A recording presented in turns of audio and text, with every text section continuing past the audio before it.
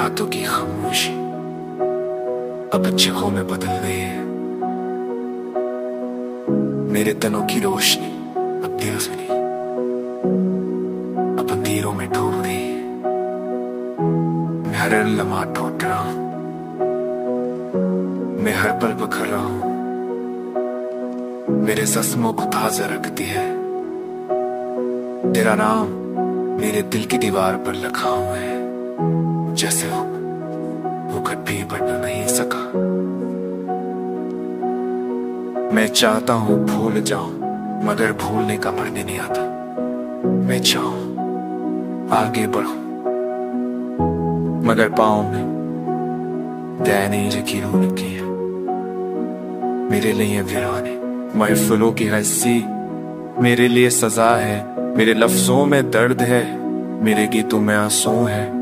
मेरी कहानी में बस तन्हाई लिखी है। पर हर पल मैं आकर करता हूं, हर मोड़ पर यादों की दीवार खड़ी है।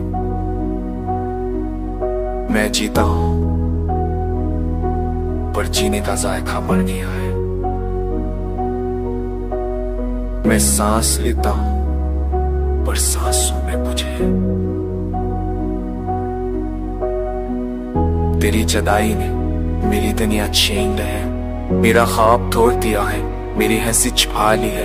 अब मेरी आंखें हमेशा नम है, अब मेरी रातें हमेशा हदास से है। वक्त गुजर गया है पर जख्म गहरे हुए। लम्हे बदले पर दर्द वही सही रहा। मैं एक शिकस्ता मुसाफिर हूँ जो अपनी राहों में खो गया है।